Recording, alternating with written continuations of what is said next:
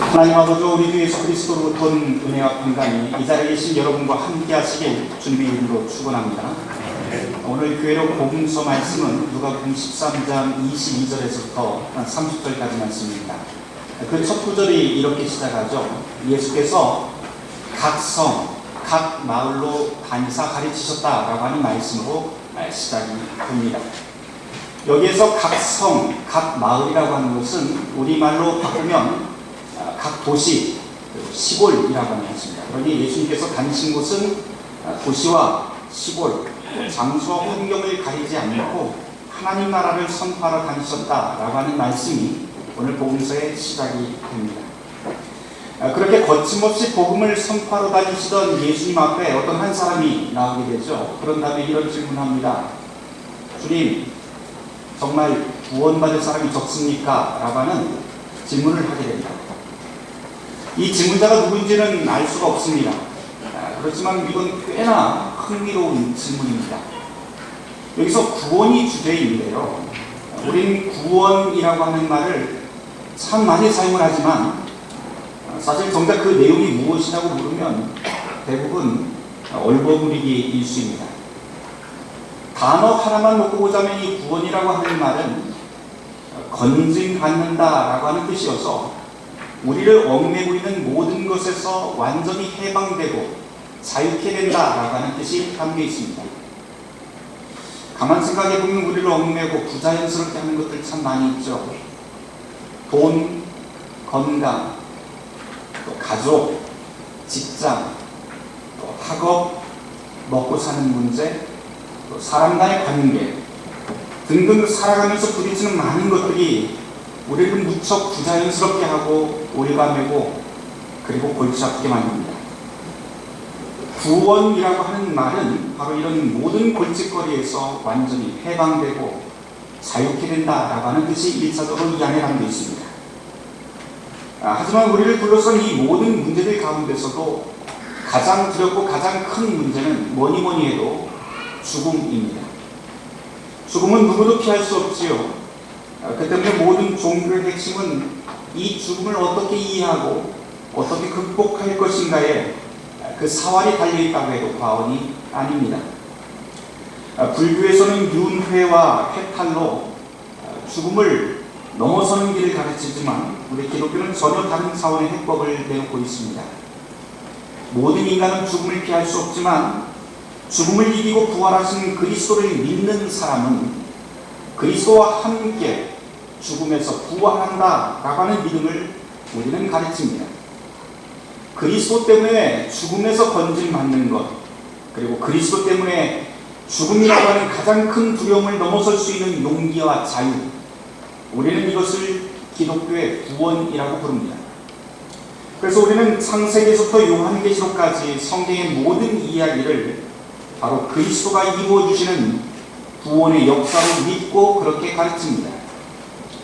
우리가 성경을 일종의 고전문학으로 보지 않는 이유가 바로 여기 있죠. 만일 그저 하나의 문학서적으로만 우리가 읽는다면 성경은 하나님의 말씀이 아니라 일종의 교훈 정도, 감동을 주는 교훈 정도로 그칠 수 있습니다. 그러나 우리가 성경을 하나님의 말씀으로 믿고 읽는다는 것은 이 책 안에 죽음을 넘어서게 하는 구원의 진리가 있다는 것을 신뢰한다라고 하는 뜻이 됩니다. 그 때문에 신앙인이 성경을 읽을 때 가장 필요한 태도는 믿음이고 또 궁극적인 관심사는 구원의 문제라고 할 수 있습니다. 당연히 오늘 우리가 함께 읽은 모든 교회들의 말씀들도 이 구원의 문제를 다루고 있습니다. 그렇게 연결이 되어 있는데 특별히 오늘 복음서 말씀은 더욱더 직접적으로 이 구원의 문제를 다룹니다. 오늘 복음서에 관한 말씀을 시작하면서 이것부터 좀 확실히 해두어야 될 것 같아요. 예수님은 유대인이었고 예수님 앞에서 말씀을 듣고 있던 그 사람들도 역시 유대인이었다라고 하는 사실입니다. 그러니 당연히 주님, 구원받을 사람이 적습니까? 라고 했던 그 질문자 역시 유대인이었습니다. 그런데 여기서 특별한 것은 왜 하필 유대인이 이런 구원에 대한 질문을 했을까? 라고 하는 데 있습니다. 당시 유대인들 통념에 의하면 통념에 따르면 아브라함의 혈통인 유대인에게 구원이라고 하는 것은 이미 기본적으로 다 해결된 문제입니다. 하나님의 선택된 백성, 선민인이 특별한 범죄, 특별한 반역을 하지 않는 한 구원은 유대인들에게 보장받았다고 생각을 했었죠. 그런데 예수님을 따라다니던 어떤 사람이 이런 질문을 지금 했다는 것, 구원이 정말 구원받는 사람이 적습니까? 라고 이런 질문을 했다고 하는 것, 바로 이 유대인이 가지고 있었던 기존의 통념이 송두리째 지금 무언가 흔들리고 있다고 하는 증거가 됩니다. 아마도 이 사람은 예수님의 가르침을 유심히 듣다가 뭔가 덜컥 겁이 났던 것 같습니다. 유대인이면 당연히 구원받을 수 있다라고 하던 그 생각에 균열이 생긴 것이죠. 어라? 내가 지금까지 알고 있었던 것과 뭔가 다르잖아 라고 하는 것이죠. 실제로 오늘 복음서 본문에서 2장만 앞으로 가보면 예수님께서 계속 여행을 다니면서 여러 가지 말씀들을 하시는데, 그 중에서도 바리새인과 서기관들의 위선을 아주 신랄하게 비판하는 말씀을 보게 됩니다. 11장 말씀인데요. 그러면서 주님께서는 회개할 것을 촉구합니다. 유대인 가운데서도 지식인이고 엘리트라고 할 수 있는 이 바리새인과 서기관들을 항상 가르치던 것, 그것은 바로 유대인이라고 하는 혈통이었죠. 구원의 문제에 있어서도 유대인의 혈통이 확실하다면 안전하다라고 가르쳤습니다. 그런 사람들을 향해서 예수님은 그것이야말로 거짓말이야 라고 하는 겁니다. 예수님의 관점에서 볼 때 하나님 나라에 들어갈 자격은 유대의 혈통이라고 해서, 또는 하나님 나라에 대한 지식을 많이 알고 있다고 해서 들어갈 수 있는 게 아니다 라고 하는 겁니다. 문제는 삶입니다. 삶을 돌려 세우지 않는 한 하나님 나라에 들어갈 수 없다는 게 예수님의 말씀입니다. 이런 말씀을 거듭해서 가르치시니 당연히 그 말을 듣고 있던 유대인 청중들은 불안할 수밖에 없습니다. 그래서 나온 질문이 바로 23절의 말씀, 주님 정말 구원받을 사람이 그렇게 적습니까? 라고 하는 질문입니다. 그런데 예수님은 이 질문을 듣고 곧바로 그 질문자에게 답을 주지 않으세요. 우리 23절 말씀 잘 읽어보시면 재밌는 걸 하나를 찾게 되는데, 질문은 이 사람이 어떤 사람이 하는데 대답은 예수님이 그들에게 했다라고 되어 있습니다. 참 이상하죠. 왜 그렇게 하셨을까? 왜?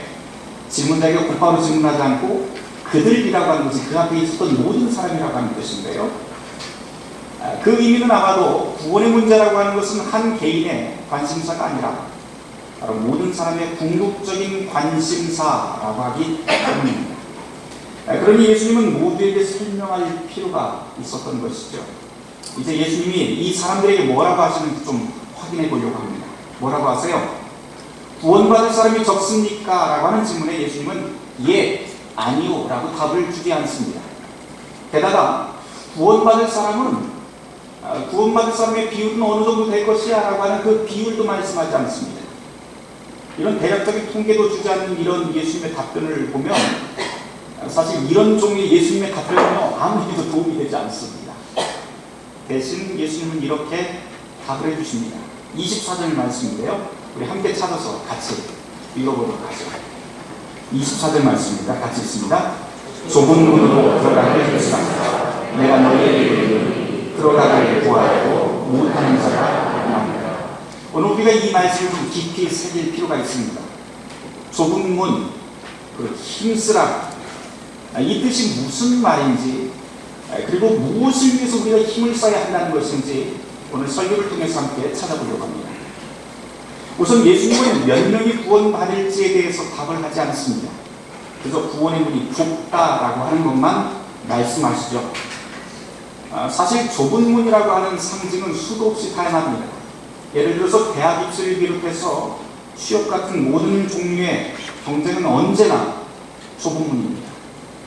합격하는 사람의 숫자가 제한되어 있기 때문에 그 문을 통과하기 위해서는 남다른 노력이 필요합니다.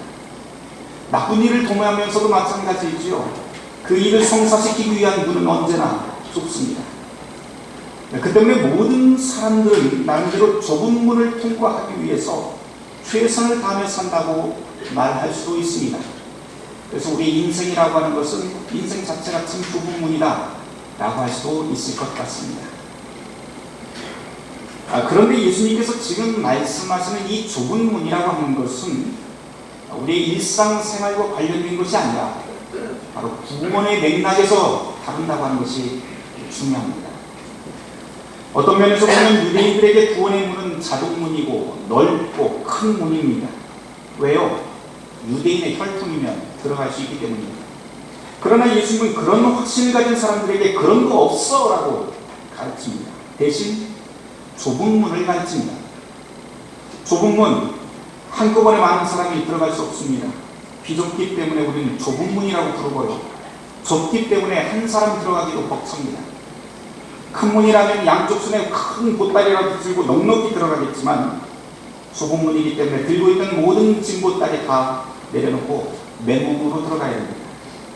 그렇게 내려놓을 준비가 안 된 사람은 이 문에 합당치 않고 들어가는 데 실패할 수밖에 없습니다.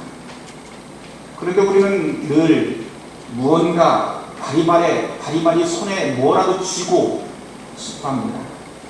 살아있는 동안 뭐라도 소유하려고 욕심부리고 힘씁니다. 내가 소유하지 못한 것, 내가 달성하지 못한 게 있다면 내 자식을 통해서라도 한번 이뤄보려고 자녀를 닥달합니다. 그게 우리입니다. 이처럼 우리는 우리의 소유를 내려놓고 비우기 힘들어합니다.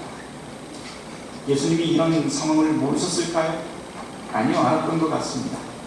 예수님도 우리 이런 어려움을 아시고 그 때문에 누가복음 13장 24절 말씀에서 좁은 문으로 그냥 들어가라 라고 하지 않고 힘쓰라 라고 하는 말씀을 하십니다. 여기 나와 있는 이 힘쓰라 라고 하는 이 단어가 그리스어로 아고니제스테라고 하는 단어인데요. 영어에서 고통, 괴로움 이런 것을 뜻하는 에거니라고 하는 단어와 관련이 있습니다. 그래서 본문에 힘쓰라라고 하는 이 단어는 단순히 그냥 최선을 다해 조금 힘쓴다 이런 게 아니고 정말 괴롭게 고통스럽게 힘쓴다라고 하는 뜻이 담겨있죠. 특별히 더 특별한 이유는 이 헬런이 힘쓴다라고 하는 이 단어가 일상 생활에서 쓰이는 단어가 아닙니다. 운동선수들이 쓰는 전문 용어가 바로 이 단어입니다. 그런데 이 성경이 그렇게 예수님께서 사용합니다. 우리 교회 교인 이야기 하나 해야겠어요. 이 자리에 계시는데 우리 교회 강경택 집사님 잘 아실 거예요. 여러분들 철인 경기 아시죠?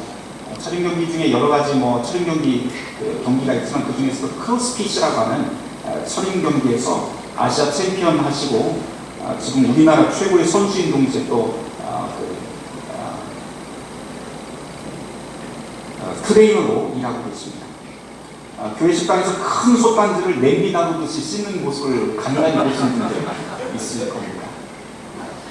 저는 거의 매일 강 집사님이 운동하는 모습을 영상을 통해서 확인을 하고 있어요. 강 집사님 운영하는 그 체육관에서 직접 러닝, 그리고 철봉, 엮기, 밧줄 타기 같은 그런 운동을 하면서 매일 그것을 체크하면서 숫자로 기록을 남기고요. 영상으로 기록을 남깁니다. 그래서 매일 운동량을 측정하고 그것을 영상 찍어서 SNS에 항상 올리고는 있는데요. 그 영상을 볼 때마다 제가 참 감탄을 합니다. 저 같은 일반인은 정말 상상도 못할 강도 높은 훈련을 해요. 그 영상을 보면 강기자는 언제나 온몸이 다 비슷하게 되어 있습니다. 그리고 자기의 몸을 아주 극한으로 몰아붙입니다.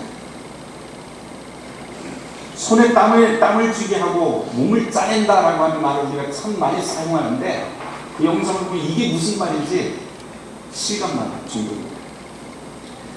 강집사님은 그런 극한의 훈련을 통해서 매번 자신의 한계를 넘어서려고 노력을 합니다.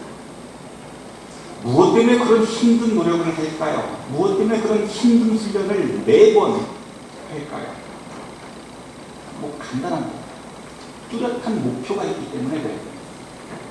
만일 운동선수에게 이런 뚜렷한 목표와 뚜렷한 노력이 없다면 어떨까요?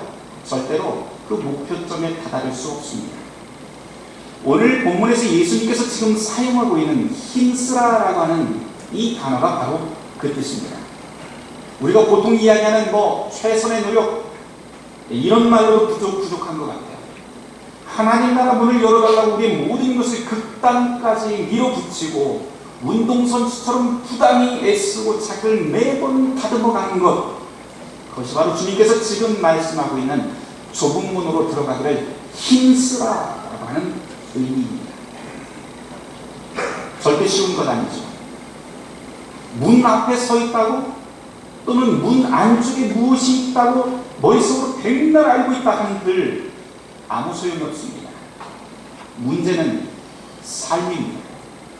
삶이 없다면 하나님 나라에 합당치 않다는 것이 지금 주님의 말씀입니다. 바라기는 이 하나님 나라에 합당한 삶을 위해서 부단히 힘쓰는 여러분이 되시길 주님의 이름으로 축원합니다. 그럼 이제 어떤 삶을 위해서 우리가 힘을 써야 할까라고 하는 문제가 남아있는데요. 24절 말씀 아까 읽었지만 다시 한번 더 읽어보려고 합니다. 같이 한번 다시 읽어보도록 하겠습니다. 좁은 문으로 들어가게 해주시옵소서. 내가 너희에게 이르노니 들어가기를 구하여도 못하는 자가 많으니라. 이 구절을 잘 읽어보시면요, 굉장히 알쏭달쏭한 말입니다.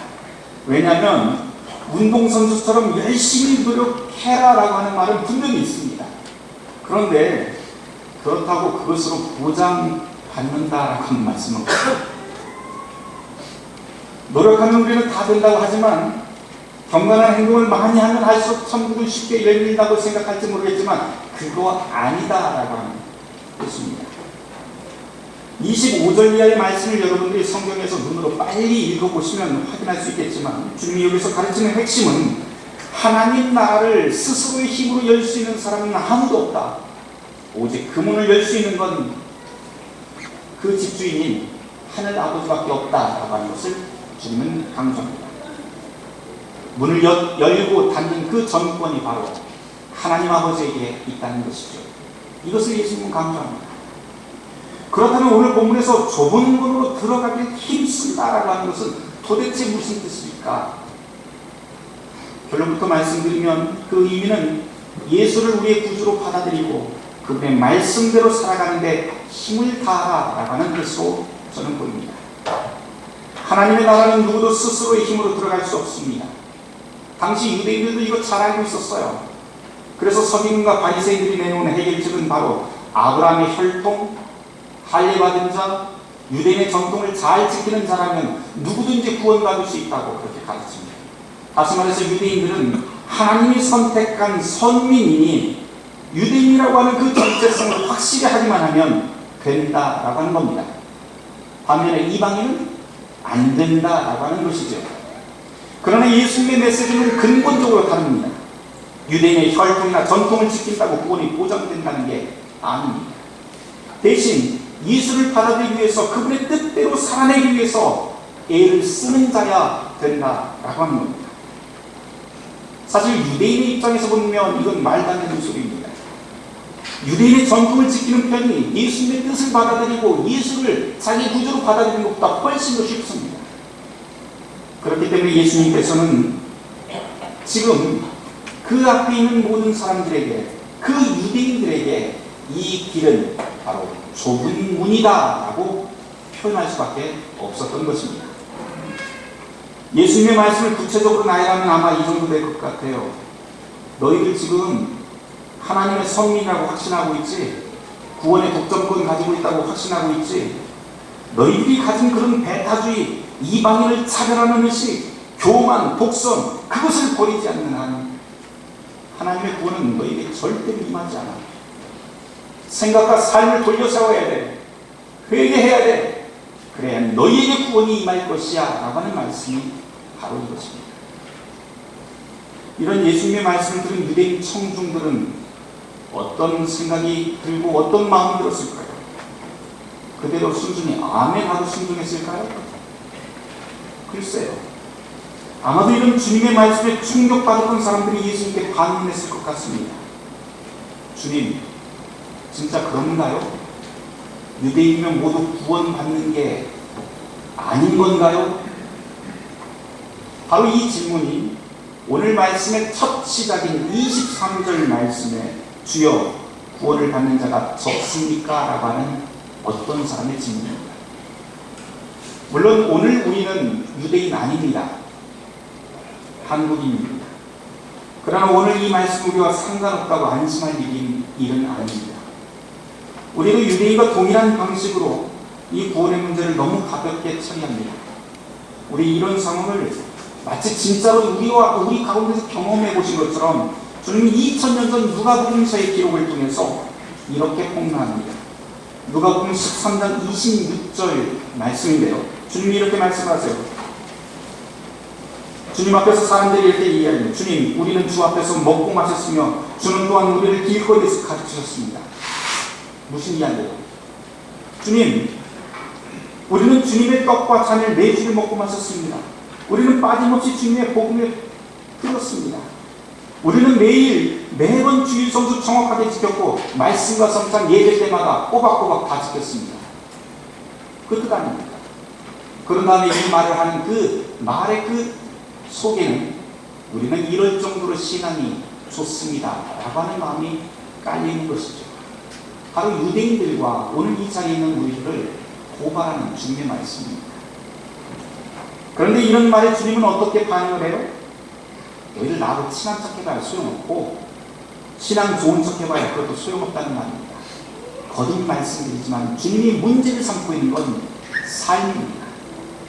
악을 행하는 삶에서 돌이키지 않는 한 하나님은 우리를 냉정히 그 문 앞에서 돌려 세울 것이고 선행만으로 노력만으로 하나님 나라 들어갈 수 없다라고 하는 겁니다. 여기서 하나 더 가장 중요한 것은 그리스도 예수와 함께 그 문 앞에 그분과 함께 서지 않는다면 나는 너희가 어디서 왔는지 알지 못한다. 행악하는 모든 자들아 다 나를 떠나가라 라고 하는 주님의 심판의 말씀을 듣게 된다는 것입니다. 어찌 보면 예수 믿는다는 것이 오늘 이 시대에도 결코 쉬운 일은 아닙니다. 우리는 같은 물에 같은 강물에 2번 발을 적실 수 없다라고 했던 고대 철학자의 말처럼 우리의 인생도 절대로 다시 반복될 수 없고 붙잡을 수 없습니다. 그렇게 우리 인생은 빠른 속도로 변화합니다. 사람들은 그런 변화 속에서 다양한 대안의 삶을 찾아갑니다. 그러나 언제나 방향이 문제이죠. 종종 그 대안은 돈, 명예, 권력 또는 오락이 되기도 합니다. 그곳에 자신의 모든 것을 다 극단으로 밀어붙이며 힘을 씁니다. 다시 말해서 사람들은 그 대안의 삶 속에서 자신의 구원을 찾아갑니다. 사람마다 추구하는 방향이 다르기 때문에 우리의 삶의 모습이 이리도 복잡하고 다양한지 모르겠습니다. 하지만 그리스도의 영에 사로잡힌 사람들이 추구하고 힘써야 할 구원의 방향은 분명합니다. 그리스도와 함께 그 문 앞에 서길 힘써야 합니다. 시간이 많다고 미룰 일 아닙니다. 마지막 날은 도둑과 같이 임할 것이고 그때가 되면 우리의 모든 노력들은 수포로 돌아갈 것이기 때문입니다. 오늘 복음서 말씀은 분명히 우리에게 두렵고 무서운 말씀으로 우리에게 다가옵니다. 우리 신앙생활의 모든 태도를 뒤흔드는 그런 말씀이기 때문이죠. 그러나 그보다 더 큰 위로와 힘이 오늘 이 말씀에 담겨 있다는 것을 발견하게 됩니다. 28절에서 30절 말씀을 여러분이 유심히 함께 보시길 바랍니다. 여기는 2가지 기쁜 소식이 있습니다. 28절 말씀을 한번 보시면 우리의 구주 예수 그리스도는 지옥을 두려워하지 않습니다. 슬피 울며 이를 가는 지옥의 화염 속에서도 주님은 당신의 사람을 붙잡고 천국잔치로 인도하실 것을 약속합니다. 우리가 설령 지금 지옥 같은 삶을 살면서 지옥 같은 세상에서 괴로움을 당하고 있을지라도 주님은 도시와 시골, 산과 바다를 거침없이 다니시던 그 그리스도 예수가 우리를 찾아와서 우리를 그 지옥 같은 곳에서 건져내실 것이라고 하는 게 바로 이것입니다. 주님의 약속이죠. 29절에서 30절 말씀을 끝으로 맺어야겠습니다. 29절부터 30절 말씀을 함께 읽어보도록 하겠습니다. 사람들이 동서남북 곳으로부터 와서 하나님의 나라 잔치에 참여하니 오라 나중 된 자로서 먼저 된 자도 있고 먼저 된 자로서 나중 된 자도 있느니라 하시더라. 먼저 된 자, 나중 되고 나중 된 자, 먼저 된다라고 하는 이 주님의 말씀이 우리에게 위로와 힘이 됩니다. 2000년 전에 사실 예수님의 이 말씀은 2000년 전 그 자리에서는 유대인과 이방인의 자리가 바뀐다라고 하는 뜻이었습니다. 하지만 오늘 우리에게는 무척 강한 의미로 다가옵니다. 도저히 앞선 자리에 설 수 없다고 스스로를 자책하는 사람들, 경계선 밖에 외로이 서 있는 사람들, 변변치 못하다고 자신을 내세우지 못하는 사람들, 겸손한 사람들, 종처럼 낮은 곳에서 섬기는 사람들, 선하다고 소외당하는 사람들, 늦게 믿는 사람들, 아무도 주목하지 않는 사람들, 기도 소리가 작지만 간절한 사람들, 쫓겨난 사람들, 그럼에도 불구하고 주님의 뜻대로 살려고 애쓰는 모든 사람들에게 천국이 약속되었다라고 하는 복음입니다. 이것이 나중된 자 먼저 된다라고 하는 주님의 복음입니다. 주님은 그렇게 당신의 뜻대로 살아가길 힘쓰는 모든 사람들을 구원으로 인도하시는 그리스도이십니다. 그 때문에 지옥 같은 삶 속에 있더라도 언제나 우리가 다시 일어날 수 있는 힘이 바로 여기 있습니다. 사랑하는 성도 여러분, 바라기는 그리스도 예수에 대한 이 믿음으로, 이 믿음을 삶으로 살아내는 여러분들 되시길 주님의 이름으로 축원합니다. 모든 지각에 뛰어난 하나님의 평강을 그리스도 예수 안에서 너희의 마음과 생각을 지키시기 바랍니다.